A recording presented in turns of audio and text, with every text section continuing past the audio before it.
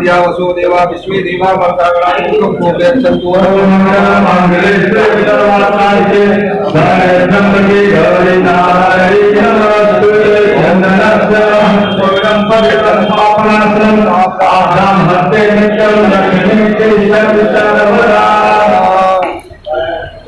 ओम नमो ब्राह्मण देवाय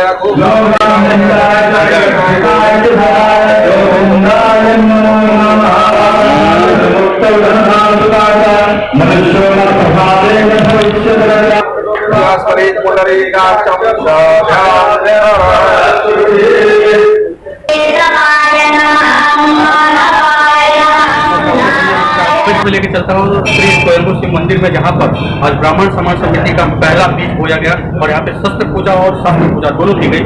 उसी में उपस्थित थे बहुत सारे गणमान्य लोग, पत्रकार, समाज सेवक, नेता और बहुत सारे संस्था के एनजीओ वाले लोग। हम सभी से कुछ न कुछ इस बारे में चर्चा करते रहेंगे। सबसे पहले मैं बात करता हूँ, मैं आपका परिचय जानना चाहूँगा। आप बहुत वर्षों से जुड़ा हूँ और इस संस्था में हर तरह का सहयोग देने के लिए तैयार हूँ। पहले तो मैं सबसे पहले ब्राह्मण ये जो आपका संस्था है इसको मेरे लड़के की शादी का दहेज करने के जैसे कि मैंने यहाँ पे देखा कि आपने कुछ कन्याओं का विवाह करने का भी बीड़ा उठाया। हाँ, हमने ये किया है कि जो ब्राह्मण लड़कियाँ हैं, गरीब की लड़कियाँ हैं, इसकी शादी का हम लोग ने बीड़ा उठाया है। एक लड़की को, दो लड़की, चार और देंगे और कपड़े देंगे और बर्तन देंगे जो होता है। ऐसे ही एक संस्था चलाने वाले हैं देवेंद्र तिवारी जी, बड़े ही चर्चित और ब्राह्मण समाज के बड़े ही मानवर और सम्मानित व्यक्ति हैं। उनसे बात होगा।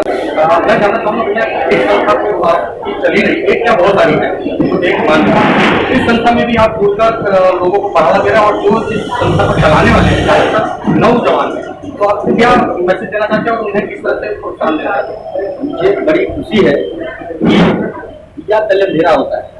मैं इसी पूरे गांव में रहता हूँ, मैं चाहता हूँ मैं पूरे भारतवर्ष में सब ब्राह्मण समाज के लिए काम करता हूँ। तो मेरे घर में अंधेरा है, उस काम का कोई मतलब नहीं, जीरो है। अगर मैं अपने पूरे गांव के लोगों को संगठित नहीं कर सका, और युवा जो आज के हैं, आज के युवा बहुत तेज है, उनको खाली मार्गदर्शन मिलना चाहिए। वो बहुत बढ़िया ब्राह्मण समाज में काम करेंगे, हमसे अच्छा वो लोग करेंगे काम, खाली उनको मार्गदर्शन की जरूरत है। तो वो लोग स्वयं से आगे आ रहे हैं, ये खुशी की बात है। मुझे बहुत अच्छा लग रहा है, इसमें कोई शंका नहीं कि हमारा पूरे गाँव ब्राह्मण समाज बहुत ही संगठित होगा और हर ढंग से मजबूत है। ऐसे ही लोग जुड़ते गए और कारवा बनता गया। इसी में जुड़े हैं विश्व हिंदू परिषद के शिवाकांत तिवारी जी, मैं उनसे भी चर्चा करना चाहूँगा। शिवाकांत जी, कैसे लगता है, एक तरफ आप बजरंग दल विश्व हिंदू परिषद को लेकर चल रहे हैं और एक तरफ फिर आपके साथ एक ब्राह्मण समाज भी जुड़ रहा है। संगठन में हमेशा यही सिखाया गया है सभी को इकट्ठा करना, तो अपना तो हर पहले से ही है, सभी अपने भाइयों को इकट्ठा करना, संगठित करना और उनका सेवा करना, जो सेवा करने जैसे विषय हो, सेवा सुरक्षा संस्कार ऐसे 3 विषय है जिसको लेकर आप लोग करते हैं। रही ब्राह्मण समाज की, ये भी बहुत अच्छा लगा क्योंकि ब्राह्मण समाज को भी इकट्ठा करना तो थोड़ा सा कठिन तो लगा पहले स्टार्ट में, हर काम करने में कठिनाई होती है, लेकिन विषय बहुत अच्छा है।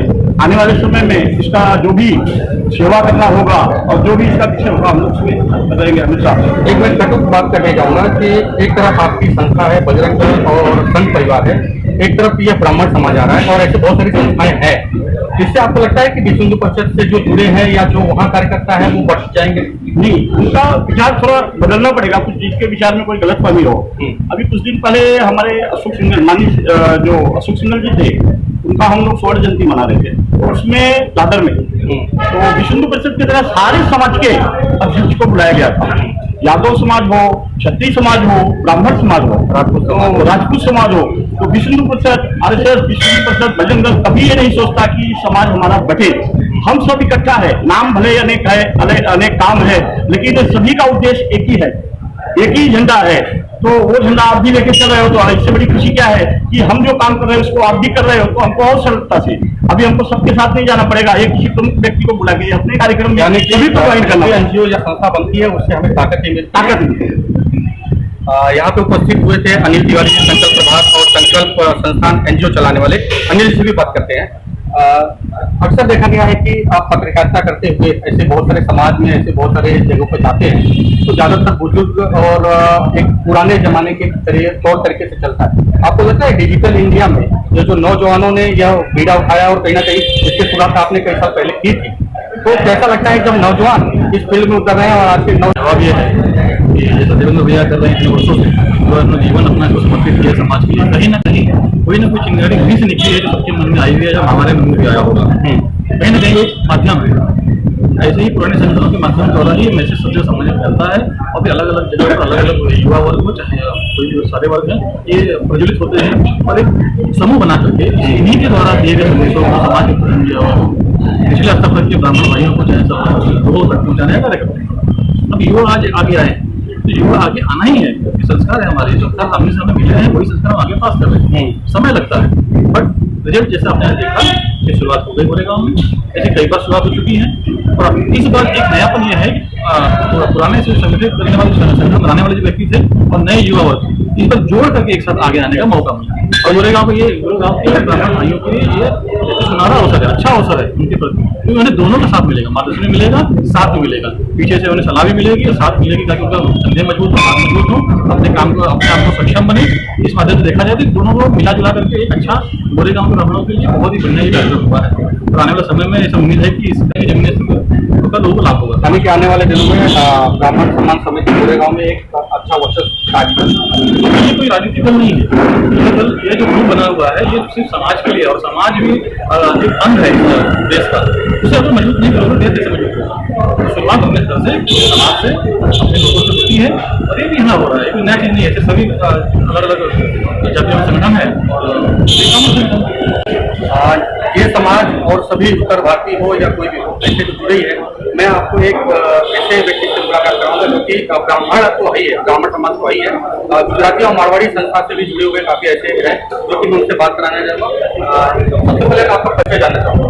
मेरा नाम त्रिभुवन जोशी है, मैं गुजरात से काम करता हूँ, मुंबई गोरेगांव में व्यवसाय करता हूँ।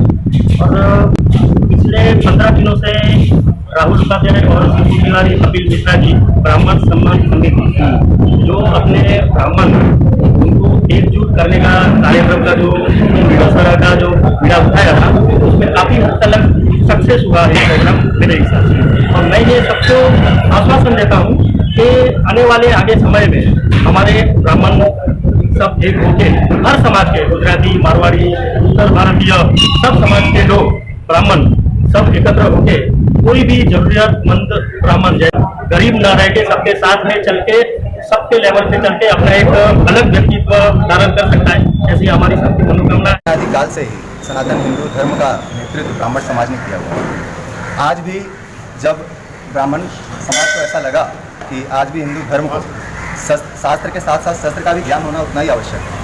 हमारे सभी देवी देवताओं के हाथ में ऐसे कोई भी देवी देवता नहीं जिनके हाथ में अस्त्र नहीं है, और आज हम लोग उससे विमुख होते जा रहे हैं। हम लोग शास्त्र का तो ज्ञान रखते हैं, मगर शस्त्र से हम बहुत दूर होते जा रहे हैं। तो ब्राह्मण सम्मान समिति का यही उद्देश्य है कि हिंदू धर्म में शस्त्र की महत्वता समझे, हिंदू धर्म के सारे देवी देवताओं ने धर्म अधर्म पे धर्म का जीत हो उसके लिए अपने हाथ में शस्त्र रखा है, शत्रुओं के विनाश के लिए, और पास शस्त्र भी होना चाहिए, शास्त्र भी होना चाहिए। दोनों के ज्ञान को लेकर ही हम हिंदू समाज को आगे बढ़ सकते हैं। इसके लिए शस्त्र पूजन का आयोजन।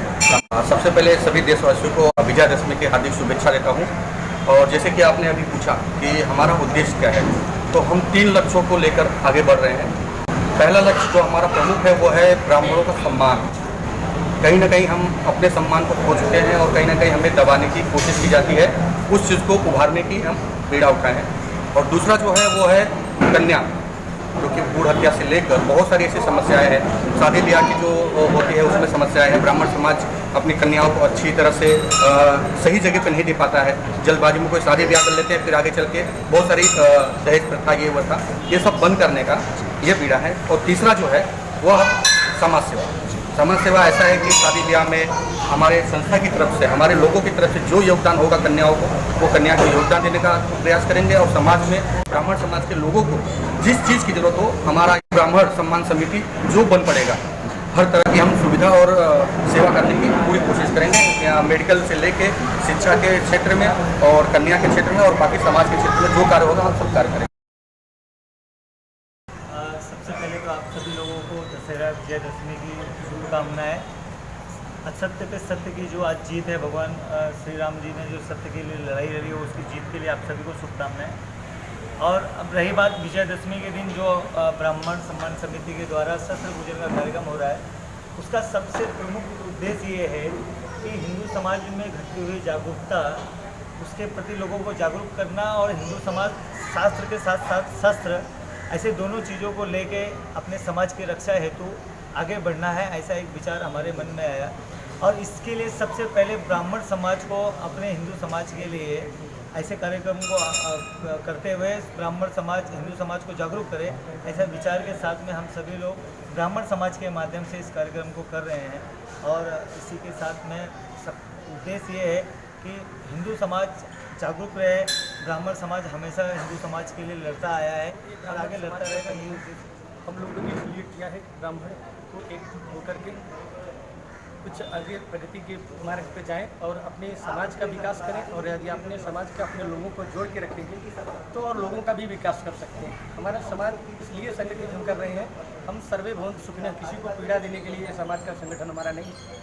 हमारा समाज समृद्धशाली बने और लोगों को हम अपने माध्यम से लोगों का भी विकास करें। और जब हम एक संगठित रहेंगे, एक रहेंगे, तभी हम दोनों का विकास सभी का कर सकते हैं। ये जो हमारा ब्राह्मण समाज है, ये एक संगठन है और यह संगठन अपने अनेक क्षेत्रों में, बहुआयामी क्षेत्रों में, यह हर क्षेत्र में कार्यरत रहेगा। मैं शिक्षक हूँ, तो भावी पीढ़ियों को शिक्षादान महादान के महासूत्र को अपनाते हुए हम शिक्षा देंगे। शिक्षा के साथ में हम संस्कार जोड़ेंगे, क्योंकि शिक्षा वही पूरी होती है जहाँ संस्कार रहता है। बिना संस्कार की शिक्षा अधूरी रहती है। तो नई पीढ़ी जो धीरे धीरे विमुख हो रहे हैं, उनको सही मार्ग पर ला करके और सही दिशा देने का प्रयास हमारा रहेगा। कहा जाता है एक शिक्षक राष्ट्र निर्माता होता है। राष्ट्र का निर्माण और राष्ट्र का ध्वंस उसके हाथों में पलता है।